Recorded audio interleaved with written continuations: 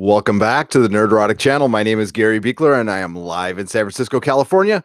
And I come to you from nerdrotic.com. And tonight is kind of a surprise because I didn't know I was going to be covering this show. I didn't know this show existed until like last night when somebody brought it up to me in the chat during our Friday night live stream. So we are covering Maniac. This is going to be for episode 1 only. And I know I promised spoiler free, but I really don't know how to do this without telling you what's going on in the episode. But the good news is I have no idea what's going on. So there won't be, it'll just be mild plot spoilers for the first episode, but it's not going to ruin anything from the show because, again, I have no idea what's going on, but I really like it. So yes, it's Maniac from Netflix. It's got Jonah Hill, Emma Stone, Gabriel Byrne, among others. And it is totally bizarre and totally up my alley. It's everything we love. It is a lot like the show Legion, right? Viking bitch there in the chat. It's a lot like Legion. Dakota Stanton, thank you for the $5 super chat. Lurking. You're always lurking, Dakota. Yes. Belinda, how's it going? What's up, best chat ever? We'll get to you in a second. I cannot wait to binge this series. I might do it tonight. Mrs. Nerdrotic is out of town right now. So I think I could watch it tonight. And we are going to do a full season review either Sunday or Monday. I'll let you guys know. Please pay attention to the website. But again, this episode is called The Chosen One. And yeah, this is very Terry Gilliam meets Philip K. Dick meets Michelle Gondry. A lot of just everything surreal and bizarre that we love, a lot like the show Legion. And it looks like I love the retro future look that it's going. So it happens in some kind of parallel retro future. So everything's dot and matrixy and old IBM computers and, old, speak and spell computer voices and just an aesthetic that I absolutely love. And another plus, excuse me, that this is directed by I don't know why this guy doesn't get more work. He just got hired on to do James Bond. He should direct pretty much everything. He did the first season of True Detective, which was beyond genius, and he is a homeboy from the Bay Area, Cary Joji Fukunaga, who absolutely is a fucking visionary. A little aside, if anybody watched True Detective season 2, the head writer, and who I'm forgetting his name, and Cary had a bit of a spat, and he actually trolls him in season 2 a little bit. Very classless move. It's what made me hate season 2 of True Detective. But I digress. This show is pretty damn good. Now, I have skipped a couple episodes ahead. I'm not going to talk about them here, though. Movie Fanobi, who I was talking to, has gone 6 in, said he liked it. I don't know how much, but I am loving it. I am absolutely loving it. So, again, thanks. Sponsored by Viking Bitch. The spoiler paddle will come out, although I don't know what I'm going to be spoiling from this. So, sponsored by Viking Bitch. She also has a YouTube channel. Please check it out. She's an amazing artist and an excellent paddle painter. It's a good job on our logo there, by the way. So it starts out with the only question. Well, in the there's a big opening preamble monologue. It's in a 4:3 aspect ratio, and it's basically showing us the beginning of life and talking about amoebas and how we spawn from the cell, and it might have been planned and it might not be planned. So we already know that we're going to be dealing with reality and time and unreliable narrators, which is kind of a thing for this for our channel. It's the kind of shows we like. So and it's mentioned in the beginning of the show, oh, the only question that matters is, do you know what's real? So it's after we have our little monologue, we see Annie Landsberg, who is played by Emma Stone. She's going to buy a pack of smokes. She wants to buy it on a thing like some kind of ad credit. They won't let her. The guy in the shop's paranoid. So she basically robs a newspaper machine, gets quarters out, pays for smokes, walks around the city a little bit. We kind of get a feel of what she's about. She is lonely. She's manic. She sits down in a restaurant. She sees a conversation and she sees a guy awkwardly trying to spur a conversation with a bunch of strangers, and he can't do it. He's totally failing. She kind of identifies with him, but doesn't want to make eye contact to actually make a conversation with him. So we're getting loneliness from this and isolation, the worst kind when you're surrounded by people. Um, and in the beginning, again, I'm going into this show completely cold. I have not read anything. I think I saw half of one trailer, so I don't know if this is supposed to be sci-fi, a comedy, a serious drama. Not a clue, and I like it that way. I'm glad. Um, so we then meet Owen Milgram, and we see him prepping for to be a character witness for his brother. What his brother did, we do not know, but we get the gist that Owen has had mental problems. They talk about a psychotic break, and they're testing him. They got the lawyers, and they're testing him. And one of the guys is the newspaper editor from a Daredevil in there. He shows up in a lot of Netflix shows. And there's Gabriel Byrne playing Owen's father, and they're talking about protecting his brother. And when they ask Owen about his psychotic break, he's staring at a glass of water that starts rumbling, and we hear his shaking, but of course nobody else sees it. And then they ask him if he knows what's real, and he says 100%, I'm good. And he's obviously lying. So then we get the next scene, which is hilarious. He's sitting by the statue of extra liberty, which is like a big dude with freaking wings and shit. And I kind of want that.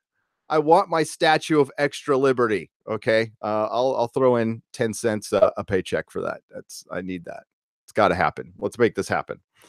That old Statue of Liberty's old anyway, and it's from France. So whatever. And he then somebody Jed shows up who may or may not be an illusion, and is talking to him and tells him tells Owen he's invisible, and tells him he has a mission. He has a mission. The pattern is the pattern, and he has a mission to save the world. Now, at this point, we don't know if he's seeing Jed, or if Jed's really there, or if this is really going on. We don't know. And as Owen is feeding the pigeons, he's saying, I don't want this. I don't want this. I don't know if he doesn't want the mission, or if he doesn't want this illusion that he's happy. We don't know at this point. Again, unreliable narrator. As he's feeding the pigeons, the seed turns into popcorn, which comes in later, and it adds to the surrealism of this. And yeah, I'm not doing this justice. The aesthetics on this are absolutely amazing and so well done. It's reminding me, just in spirit, a little bit of Altered Carbon, just the amount of money it looks like they spent, and the quality of directing and acting so far. And we're in the first 10 minutes, and I'm kind of blown away by the acting. Not a Jonah Hill fan, not a fan of his comedy, but him as a serious actor, like when he was in Moneyball, I'm a big fan. I like serious Jonah Hill. He's looking great, by the way. He's lost a few pounds. Not that that's necessary, but he looks good. He looks good and healthy, and we like that. So, and he's doing a good job in this. I don't know how sympathetic his character is. I'm not really rooting for this dude, especially with the events of later in the episode. But for some reason, I'm rooting for Emma Stone. That's probably just because I like her. So we see Owen takes the train home, and he's got some salesman following around, and and the salesman's like pitching him this daddy's home, which is a mail order husband thing for widows. And we're kind of jumping around in time, I think, because he mentions a possible work furlough to Owen, and we don't know if this has happened or not. But the next scene, during this sales pitch, he finds out that 87.2% of Owen's income goes to his rent. So yeah, and he's also trying to sell him maybe some pharmaceutical testing because he's on a job furlough. So the next scene, we find out he gets not fired from his job, but furloughed permanently, and he gets sick. Then we go back on the train. We just hear a monologue or not a monologue, but we hear a recording of one of his therapy sessions, I'm assuming, talking about his visions of saving the world and having a partner to do so. And while this is all happening, there's another salesman there trying to sell him stuff, and then we see him walking home. he goes to his apartment. He's listening to this, as he gets out of the elevator, some old lady tells him, says, "Fuck off, Donovan." He's all, "Actually, my name's Owen." She's all, "Fuck off, Donovan," which was pretty funny. He goes to his apartment. We find out he's lonely. He's not taking his pills. He kind of flicks them off into his cactus while he's listening to this recording of his therapy session. He gets a call, and he gets a package from Neberdine Pharmaceutical. He doesn't know what this is from. As he picks it up, he gets a phone call, and they're like, "Hey, you're a perfect subject for this." They must have found out he got work furloughed, and they see an opportunity for him to be a hero, and he's the perfect subject to do what he's born to do, which is be tested on for drugs. So I guess he's going to take this. He has to show up Monday. And then we see Owen go to his family home, and we find out that Owen's family is rich, very rich, and that he's pretty much denied this family. He doesn't feel part of it, which they really show in when they show there's a scene with the family picture. There's a family painting, and he's not in it, and there's just a little picture of Owen on the right, and he's talking to Jed's fiance about this, and he's all, "Yeah, they're gonna eventually put me in the picture." The artist was taking a 6-month sabbatical to study lighting or something. It's fucking funny. But we can see that Owen has a thing for his brother's fiance. And they're singing as he arrives at the house. They're singing that just really cheesy a cappella, which makes me just cringe. And the scene did its job. We see that, he's majorly the black sheep of the family. He's down, while the family's all getting together, he's down, talking to the kids and stuff. And we see that he connects with the kids better than with his own family. They tell a story of Jed's gerbil getting away and getting eaten by a hawk that was raised by Owen, that was rescued by Owen. And we just see that he hates his brothers, and his brothers, well, don't respect him. Not entirely sure what's going on here, but there's something definitely going on with Jed when somebody asks what happened to the hawk after, Owen had brought it to health and it ate the gerbil. Jed interrupts and says, "Well, I freed it." But I don't think that's what happened. I'm just guessing that's not what happened.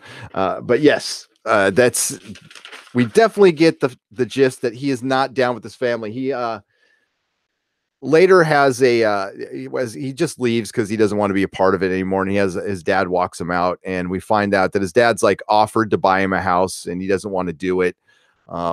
And we also find out that this is all to make sure that Owen is a character witness for Jed. And we don't know what Jed has done, but we find out that there's a woman involved, and she's being quote unquote opportunistic. And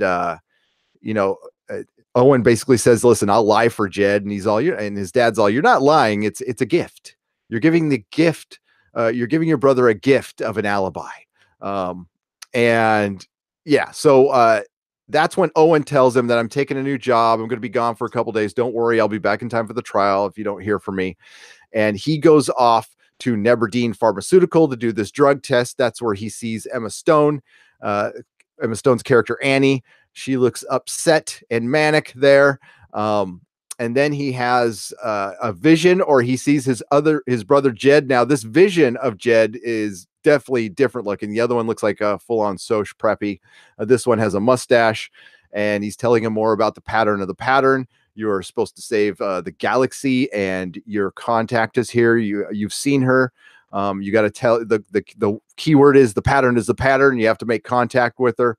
And he was already looking at Annie's character anyway, because he had passed by a couple of advertisements and seen her on it, like for the Daddy's Home, which is of course the mail order husband for the widow. And he saw her golf. You promised to golf with me at Hilton Head, but you died. So I need a new husband to take me there. He asks her if she had recently lost a husband. She says no. And then he eventually gets the guts up to make contact with her as they're going in for the trials. And, this is either her, Annie, thinking on her feet, because Owen is acting very strange around her and starting to freak him out. At first, he was trying to make contact. She's telling them to back the hell off. And finally he goes, "The pattern is a pattern. I'm supposed to make contact with you. What are my instructions? What are my instructions?" And she just goes, "Not to blow our cover.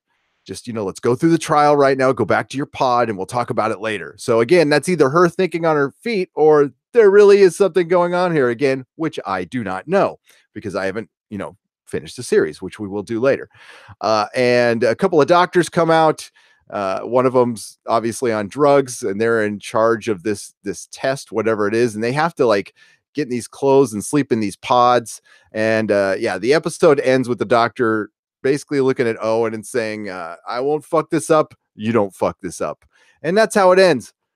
Again, I don't really know what's going on, but it's entertaining enough. The acting is good enough. I'm completely intrigued by the story. The visuals are amazing. And yes, um, I relate it to comic books. I'm a big comic book fan, and I'm an art first person. So if the art is really good in a comic book, I will generally give it a much better chance than if it's bad. So, there's a lot of well written dramas and shows out there that are just shot, by numbers. And I really love the extra effort. And yeah, Carrie, the director, is amazing. Love everything this guy does. I cannot wait to see his Bond film. It's gonna be one hell of a Bond film if he's doing it. So yeah, as you can tell, I am loving it. And let's get to what's up, feisty fan. How's it going? Art first, people unite. Most definitely, feisty fan. I knew that would call you out. So let's get to the chat here and see what y'all think of it. I'm curious to see if Viking Bitch sees the Legion correlation here. I definitely see Legion in this show and all the good bits of Legion. If you're not watching Legion, watch Legion. One of the best shows on TV. So I don't know how many of y'all have seen it. This one kind of flew under the radar. I really like how Netflix doesn't over promote shit and stuff is surprising. So, like with Altered Carbon, I kind of knew it was coming out, but it's really refreshing to not have half of a show or a movie shown to me in a trailer. And I know I could look away from the trailer, but I almost prefer not knowing anything at all. Give me a couple of snippets, and this thing is perfect for shooting a trailer for because there's no way you can figure out what's going on in the trailer. But they're gonna go like this was probably the most grounded episode because in the trailer this thing gets nuts. This show gets definitely nuts. So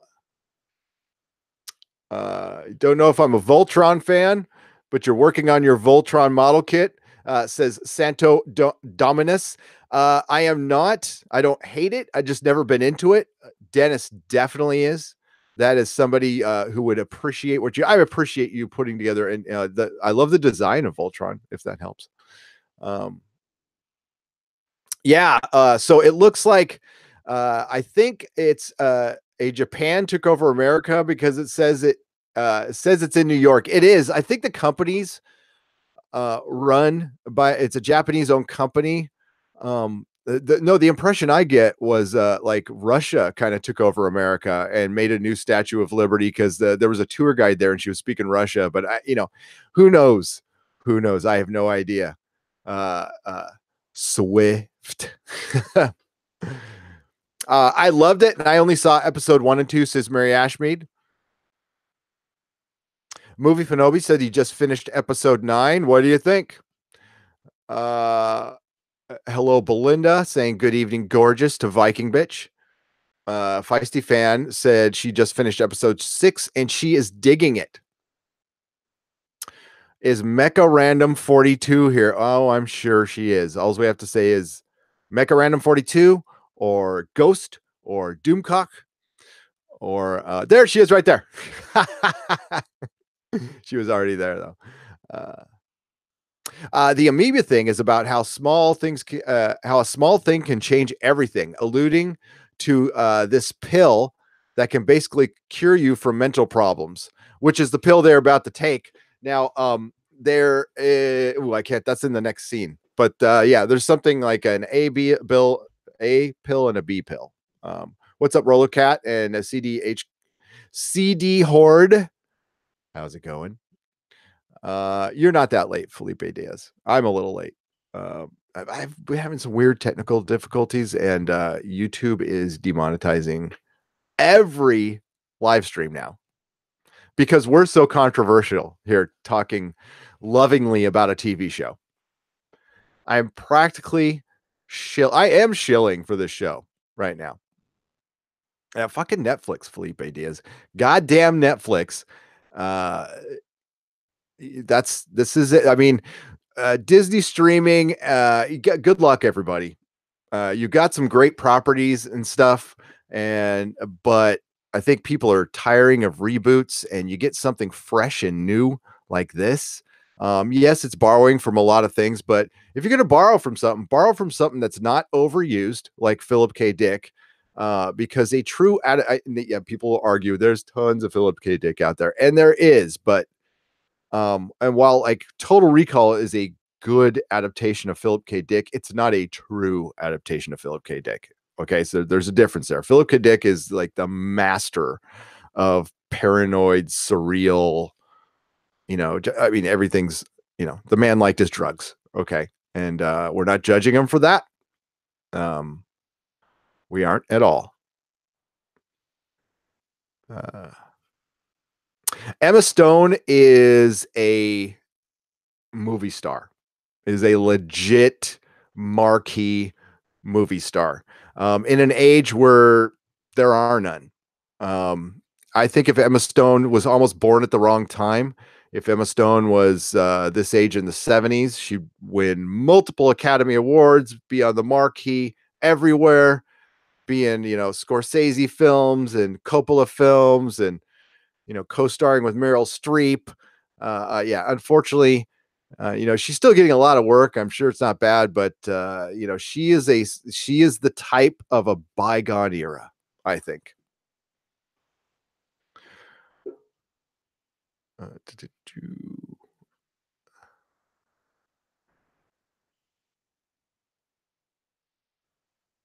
Uh, I'm looking for chat talking about the actual show. Um,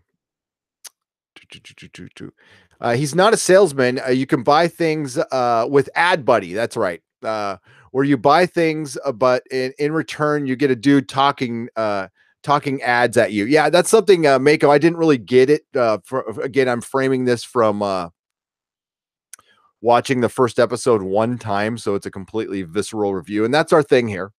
I could delay these things longer and watch them like 3 or 4 times and really, get into the details. But we're more of a man. We're not a detail oriented. We're more into feelings and just you know, the honest response. And I always think the visceral review is the true review. How you felt the first time you saw it without having to think about it. Just like how you felt about Star Wars when you just walked out from the first time. And yeah, and absolutely amazed by the show so far. But the more I dug into it, it dealt with everything that I like. So I might be biased in that one. Uh, yeah, yeah, she passed the line for ad buddy. I just didn't know the correlation that the ad buddy is actually a guy who follows you around and pitches you shit, and it helps you buy stuff. Yeah, ad buddy is hysterical, and I could totally see that happening. I'm surprised it hasn't. Maybe it has. Maybe that thing exists. Can you imagine having an ad buddy job? Oy. Well, I mean, there's people who want to be car salesmen, Viking bitch. Um, and if you're a car salesman, that's no dig at you. It's just a job I could not do. Ad buddy employees would get shot. Old ladies swearing makes me laugh every time. It never gets old, Viking bitch. It never gets old. And I do have to say, the best part of the Captain Marvel trailer was her punching the old lady. That was a good part.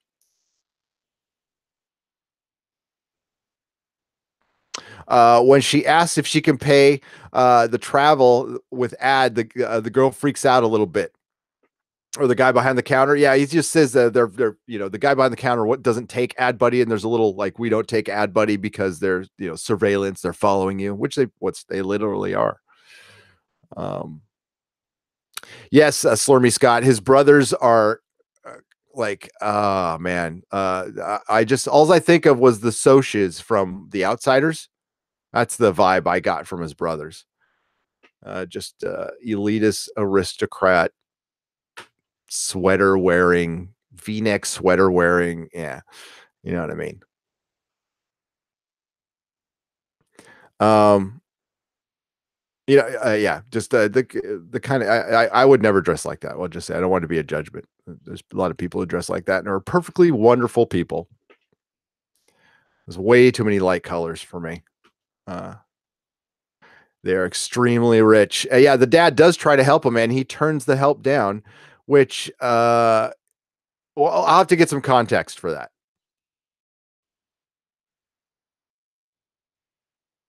Only 1,000 ads for a bus ride across the US. Oh, shit. Uh,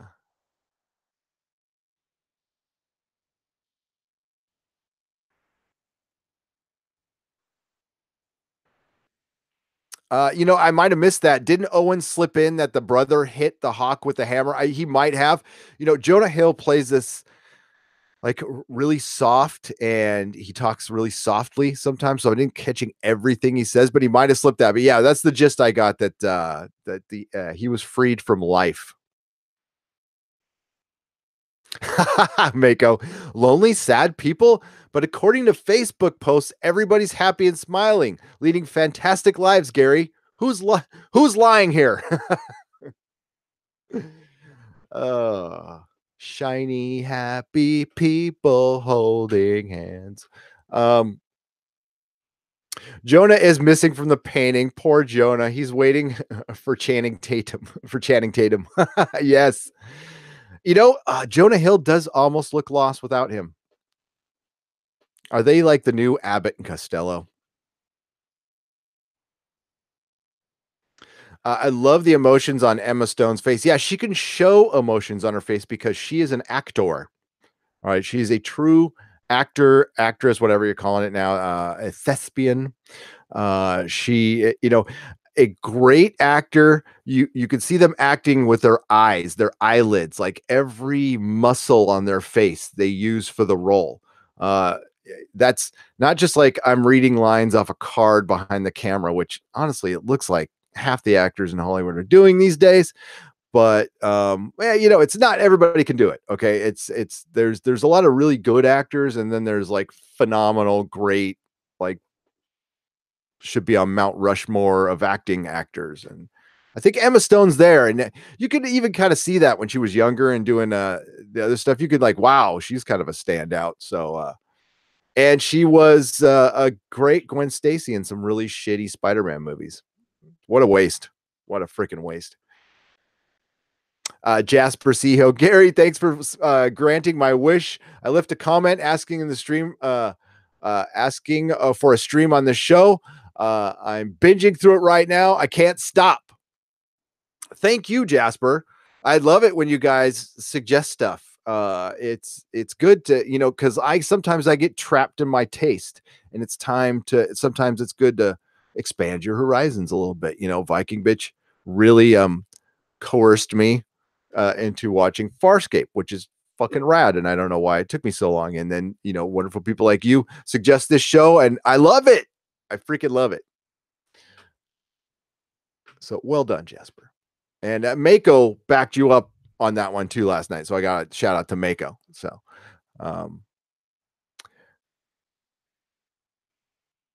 Emma Stone was on an ad Owen saw in the beginning for families without husband. That's why he's asking if her husband died recently. Yeah, she was on the Hilton Head ad. She was on another one too. She was on two ads. And at first I was wondering, Mako, if that was kind of like advertising that's just for you. What did they do that in? Oh my God, that Tom Cruise movie. That's also a Philip K. Dick story that I'm complete with the precogs that I'm forgetting the goddamn name of because I'm on a live stream. But you know what I'm talking about. So every time Tom Cruise walked by an ad, it's like, hey, you need to shop at the Gap. That's what I kind of thought was going on there. But no, there's something. She was on all the ads.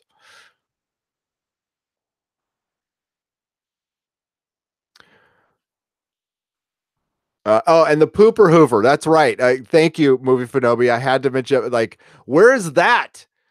Oh my God, does San Francisco need that? But it needs a much bigger version. So they had a little pooper Hoover when Dad was out walking with Jonah. He's walking a dog, and dog took a crap, and this little robot comes up and sucks up the poop, and then lays down some like cleaning fluid. That San Francisco needs that. The problem is that robot running around the city would get stripped for parts within the first hour, unless it had like giant, like was like Road Warrior spikes on the outside, maybe with some tasers. Minority Report. God damn it, Movie Finobi. Thank you very much.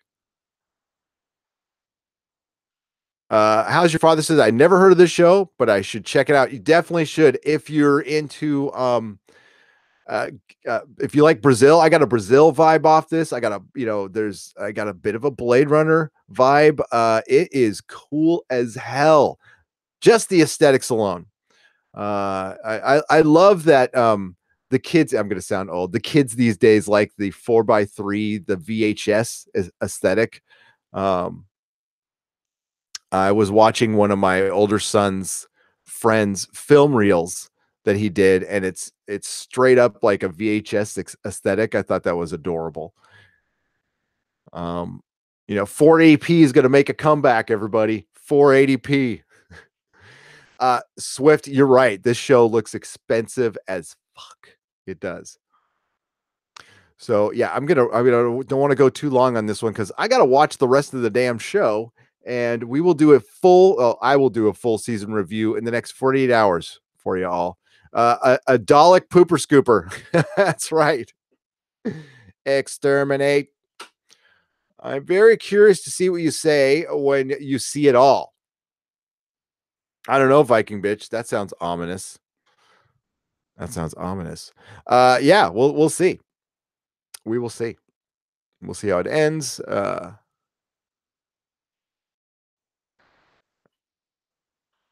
Yeah, I wish I could watch it slower, Mako. I really do, but I need to get the review done. Plus, it's kind of an open weekend, and I completely forgot Mrs. Nerdrotic was taking off to go hang out with all these rich lawyers up in which is not my thing, so have fun. Actually, it's her it's one of her clients' retired party, and this client was her divorce attorney from her first husband, right? So yes, Mrs. Neurotic and I have known each other for many, many years, but we decided to have first marriages first just to get those out of the way, just to practice. So that was her divorce attorney, and she's retiring. So yeah, I got this little text message like, you're off the hook. Yeah, I do not want to mess with this lawyer at all. She scares me. Mako says, I don't have self-control.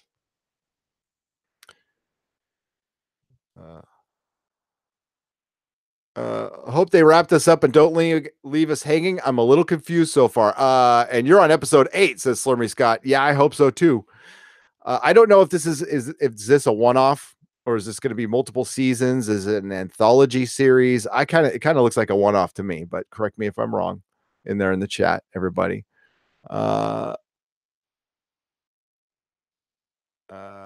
M. Wim says, very much a rewatch series after finishing. Looking forward to rewatch episode 1 again to see the pattern of the pattern.